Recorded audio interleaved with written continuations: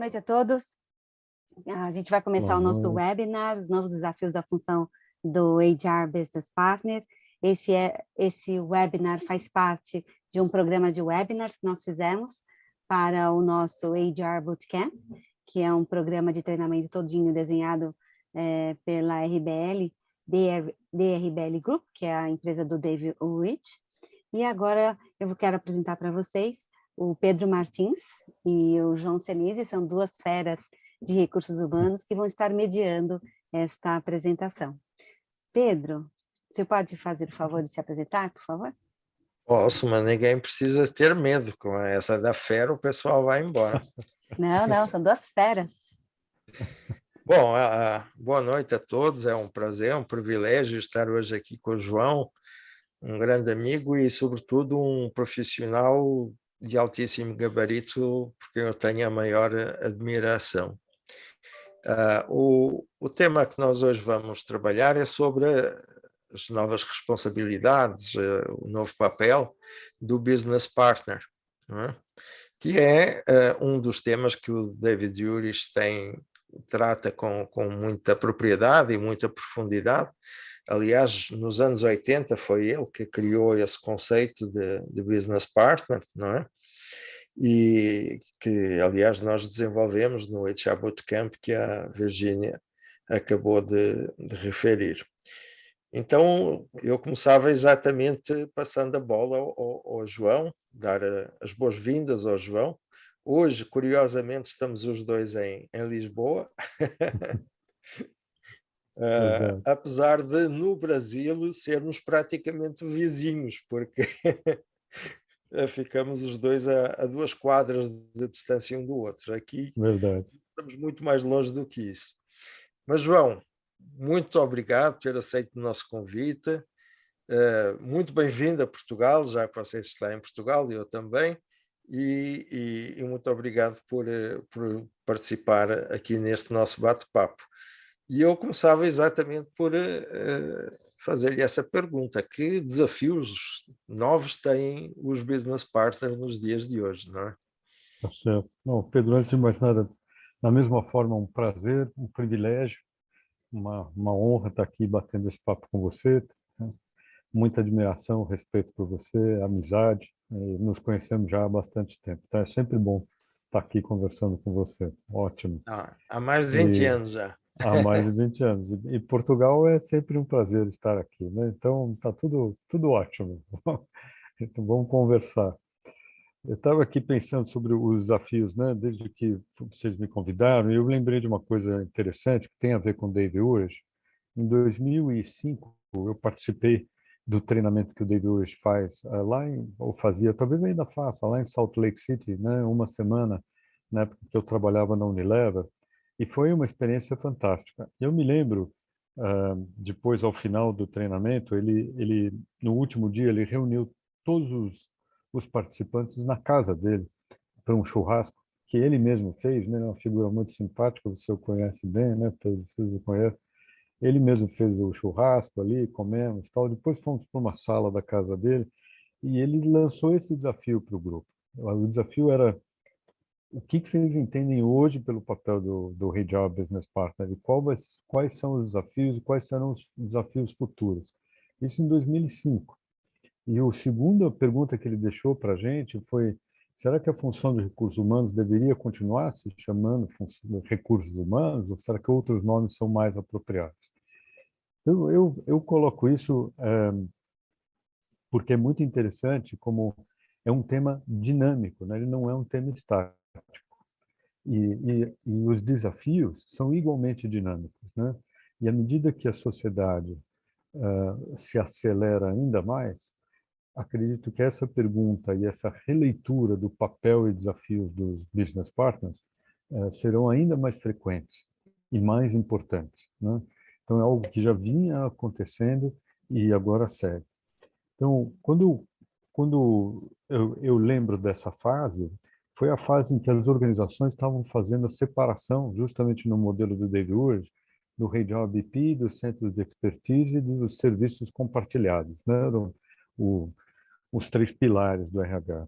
E eu participei ativamente das 3 fases, né? Na minha época de Unilever, acompanhei a separação a criação do Shared Service Center da Unilever no Brasil, depois global, em outras empresas que eu passei ido, fui área de expertise, fui generalista, onde terminei a minha carreira. E é interessante porque quando a gente olha hoje, os últimos acontecimentos nos fizeram rever bastante o papel de recursos humanos, né? Eu me lembro na ocasião, Pedro, uma das minhas atribuições na Unilever era justamente era um Hey Job Business Partner Development Program, programa de desenvolvimento para os Hey Job BPs. Porque a pergunta era essa: bom, eu estou tirando a expertise do Hey Job BP, eu estou tirando a parte operacional que vai ser, o que sobra? Quem é essa figura? Né? O que faz? Então vieram aquelas coisas clássicas que você conhece tão bem, como preparação para coaching, preparação para change management, preparação para desenho organizacional, para programas de desenvolvimento da liderança, desenho de cultura, employer branding. Então, essas foram os grandes, digamos, novas disciplinas que foram introduzidas para desenvolver esse Hey Job Business Partner naquele momento.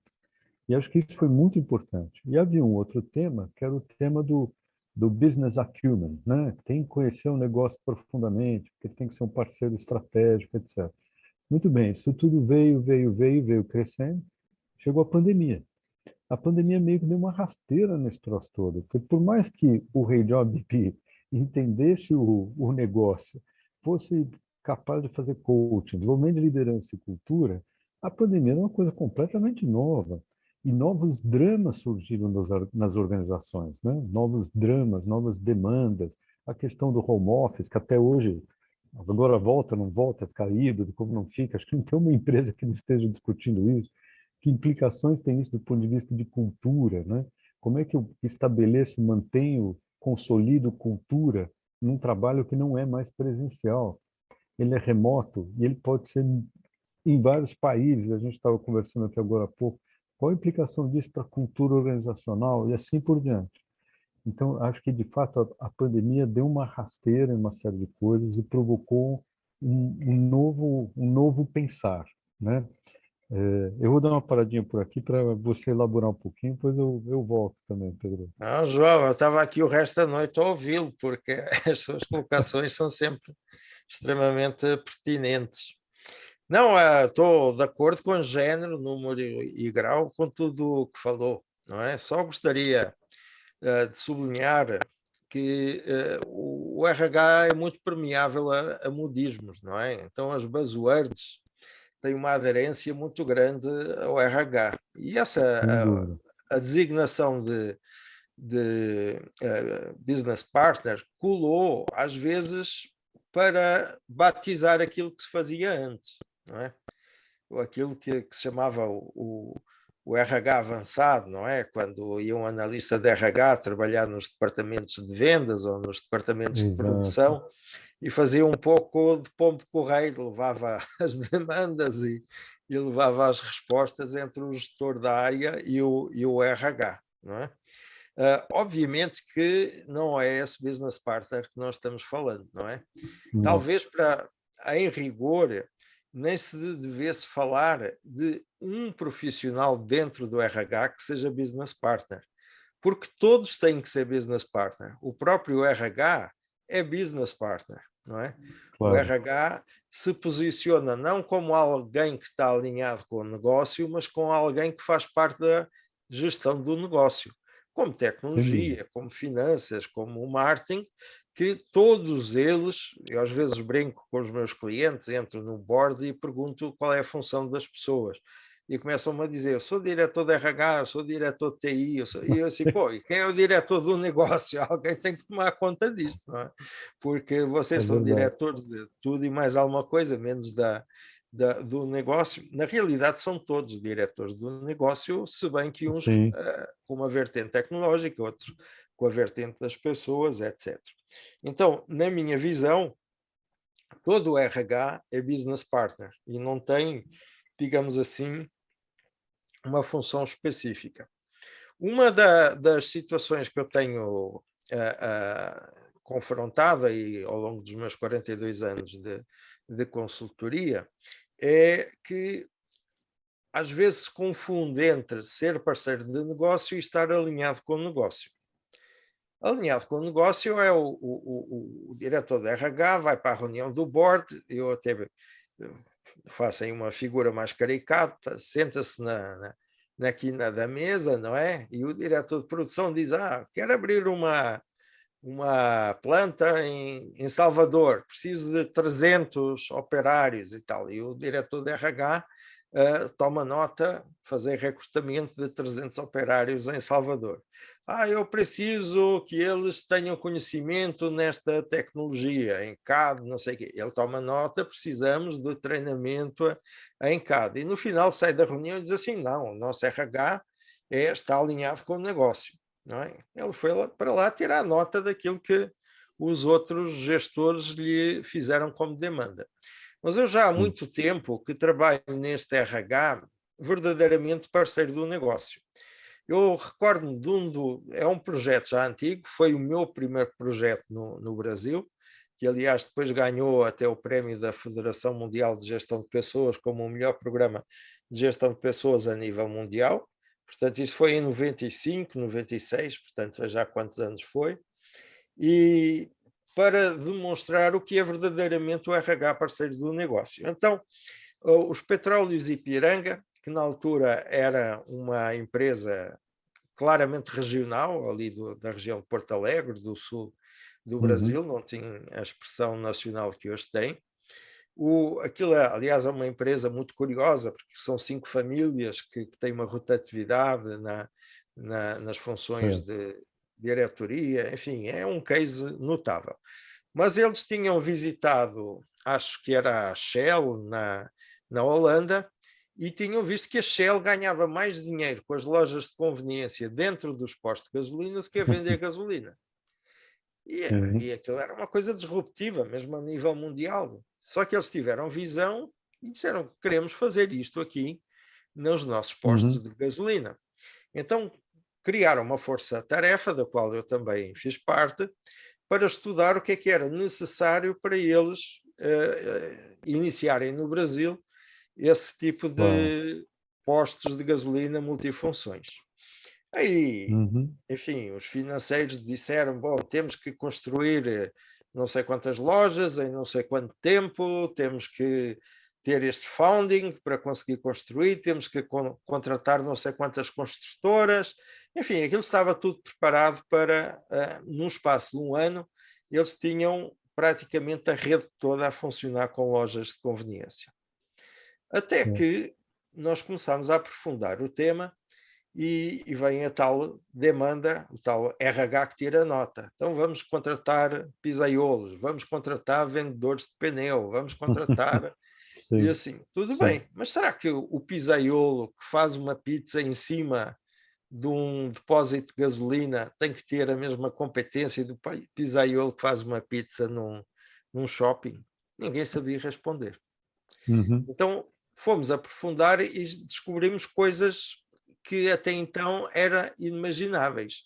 Uma delas era, por exemplo, que alguns produtos da pizza não são compatíveis com a atmosfera rica em gasolina que tem ali naquele ambiente. Sim. Então não podia ter pizza de camarão, por exemplo. Interessante. Havia uma limitação. Depois a questão da temperatura, não é? A posição do forno não podia estar para a frente da loja, porque isso ia elevar a temperatura do posto, isso levava a problemas de segurança depois. Bom, chegamos à conclusão, depois fizemos ali uma simulação, um game, não é? Que se nós fizéssemos aquilo que os financeiros queriam, que era implementar o sistema no espaço de um ano, nós tínhamos criado acidentes de trabalho brutais. A empresa tinha falido porque não aguentava, o conjunto de imprevisibilidades era tão grande que desde intoxicação alimentar, problemas de explosão, etc. E depois também veio a questão do recrutamento. Onde é que nós íamos recrutar um pisaiolo que entendesse de degradação dos alimentos perto dos postos de gasolina. Não tinha. Sem dúvida. Onde é que nós íamos encontrar um responsável de marketing do posto de gasolina? Porque até então as pessoas punham gasolina quando o tanque do carro estava vazio, não tinha preferência de marca, não ia escolher. E ali era preciso marketing, porque ele tinha que vender o Blockbuster, não é? Lá o aluguel das videocassetes, tinha que vender os pneus, as pizzas, enfim, tudo quanto lá estava dentro. Não tinha no mercado ninguém com essas competências. E nós chegámos à conclusão que tínhamos que dar um treinamento intensivo, mas por job rotation, em que nós íamos contratar, por exemplo, um pizzaiolo, que ele era frentista durante X meses para aprender a trabalhar naquele ambiente. Íamos fazer um job rotation entre algumas funções já dentro da empresa para que as pessoas adquirissem novas competências que não estavam no mercado, e isso levou a que aquele projeto de implementação das escolas de conveniência, em vez de durar 1 ano, durou 3 anos. A grande diferença foi que o Petróleos Ipiranga não explodiu, que é literalmente o que aconteceria se fosse por aquele projeto de crescimento muito rápido, e pelo contrário, tornou-se uma empresa nacional de petróleos, em vez de ser uma empresa regional, e foi a primeira empresa de petróleos do Brasil a comprar uma empresa no Texas, que foi a Alexandria. E foi a primeira empresa a levar também o conceito de loja de conveniência nos postos de gasolina para os Estados Unidos. Isto é RH estratégico, não é? Exatamente. É RH Business Partner, é o RH que vai discutir o negócio e não fica no canto da mesa tirando nota daquilo que enfim, os outros departamentos precisam. Obviamente, para isso é preciso algum entendimento do que é marketing, algum entendimento do que é o business plan, algum entendimento. Não precisa de ser um especialista, não é? Ninguém espera que a pessoa de RH saiba fazer um marketing plan ou definir um market share como uma pessoa de marketing, mas tem que entender, porque se não entender, não é capaz de sugerir. E muitas vezes, para não dizer quase sempre, a principal vantagem competitiva do negócio se prende a pessoas. Sem dúvida. E é nesse sentido que o RH tem, de facto, este impacto económico elevadíssimo. Não sei se isto faz algum sentido para você, João. Faz todo sentido, Pedro. Eu não me lembro de você ter dito alguma coisa alguma vez que não fizesse sentido, Pedro. Então, continua fazendo muito sentido, Pedro. E eu acho que eu estou lembrando aqui de uma empresa que eu entrei, na estrutura de recursos humanos, o nome que se dava ao suposto HR Business Partner era atendimento. Atendimento finanças, atendimento comercial. Eu falei, gente, vamos começar mudando esse nome, porque o nosso papel não é fazer atendimento. Atender é outra coisa. Quem vai atender as demandas básicas é um outro pedaço de recursos humanos. O HR Business Partner não faz atendimento. Atendimento é passivo. Ele não é preditivo, que mais do que proativo, o RH hoje em dia precisa ser preditivo, né? Com base em dados, em análise de dados, trabalhar muito mais a predição, trazer cenários preditivamente para o negócio, né? E acredito, Pedro, que quando a gente olha tudo que está acontecendo na área de tecnologia, a tecnologia está acelerando essa mudança do RH, que já vinha acontecendo em muitas empresas, está muito avançado, mas está acelerando a necessidade desse papel de um parceiro de negócio, porque a tecnologia vai cuidar do atendimento, né? Vai cuidar de outras coisas. A tecnologia viabiliza o self-service muito mais para a organização como um todo. Mesmo do ponto de vista de relatórios, reports e tudo mais, com a tecnologia do jeito que está avançando e as bases de dados, de informações, inteligência artificial, um gestor de qualquer área compõe relatórios muito interessantes com indicadores de pessoas, de clima e tudo mais, sem a necessidade do profissional de recursos humanos. Então, os dados estão ali. Então, o papel do profissional de recursos humanos é completamente outro, é sentar com esse indivíduo e dizer, bom, dada essa informação toda que você tem e dada a estratégia do negócio, vão pensar juntos que implicações isso tem, né? Do ponto de vista de pessoas, de recursos, de employer branding, etc, etc. Então, é uma atuação muito diferente, né? Eu acho que um outro aspecto interessante também é os HR BPs, eles têm que se aproximar mais eu diria assim, designers de produtos, né? Uhum. Quais são os produtos de recursos humanos realmente necessários para cada organização? Então, o tempo dos produtos de prateleira, vou lá buscar um sistema de avaliação de desempenho, Não, como é que eu desenho um produto que é apropriado para essa organização? Você atuou conosco lá no Carrefour, fazendo uma jornada do, Do empregado. do, do empregado, justamente para desenhar um produto que era customizado para a necessidade da empresa. Então, o É HR Business específico. Partner tem que ter essa sensibilidade, né? Não é mais buscar de prateleira. Buscar de prateleira, com a disponibilidade hoje em dia, o gestor do negócio busca, ele aplica, né? E só para Ah, fechar muito depressa esse comentário, Pedro, ainda surgem coisas novas agora, né? Toda a questão de lei de segurança de dados, toda a questão de cybersecurity, os temas de diversidade e inclusão, que estão muito mais esse complexos na sociedade SG, né? atual do que foi todos os temas de ESG. Não, você sabe que na minha vida pregressa eu fiz sustentabilidade, até hoje Uhum. atuo também em sustentabilidade. Não se faz ESG sem mexer com cultura organizacional, sem mexer com comportamentos de liderança. Então, como Uhum. é que um HR Business Partner abraça a agenda de ESG, e muitas organizações, inclusive, elas já estão juntas, mas se ele não está junto, como é que ele atua para promover a mudança cultural, que é fundamental para que o ESG seja, de fato, introduzido numa organização? Então, acho que são muitos desafios muito interessantes mesmo para os HR BPs hoje em dia, né? E para o futuro. Sem dúvida, João. Só eu vejo aí a Virgínia já olhando para o relógio. Só para complementar o que você falou, eu estive fui no início aliás, pouco antes do início da pandemia, lá na Mountain View, na Google, não é? Com o Deli Matsu, que era o Chief People Office na época. E ele falou uma coisa que na época me chocou. Todos os BPs que ele tinham doutoramento em matemática. Uhum.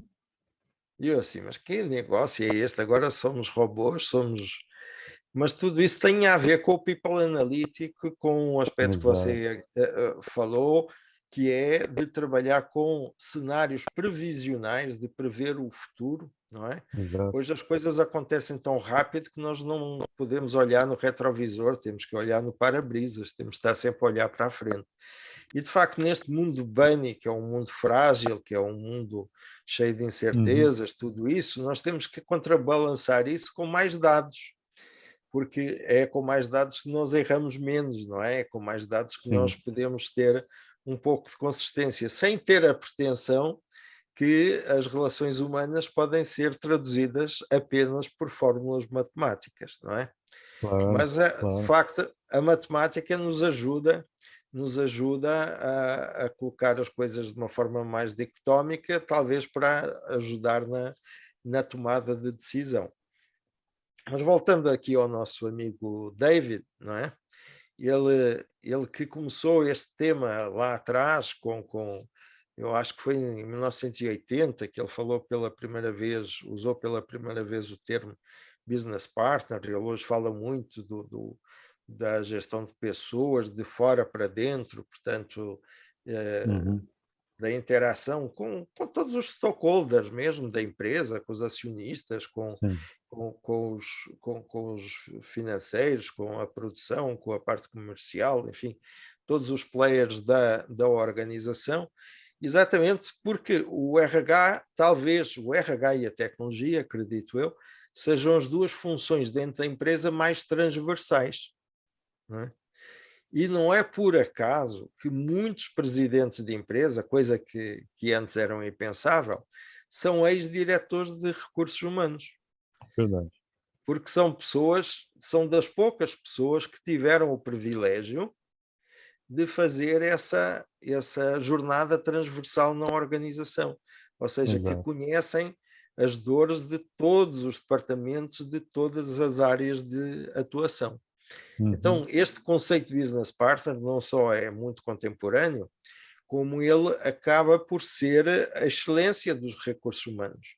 Hoje é muito difícil imaginar uma gestão de recursos humanos contributiva, digamos assim, para a organização, que não seja, digamos, aquelas funções de back-office tradicionais, que obviamente são funções burocráticas, não agregam valor ao negócio, sem esta visão que nós estamos aqui a transmitir de uma gestão de pessoas parceiro do negócio e uma gestão de pessoas realmente interveniente no próprio desenho da estratégia da organização. Exato. Portanto, hoje, quando falamos de estratégia do RH, a estratégia do RH é a estratégia do negócio, não é uma estratégia virada para dentro do RH, é uma estratégia virada para o papel que a organização tem na sociedade como um todo. Perfeito. Isso mesmo. Virgínia, quer falar alguma coisa?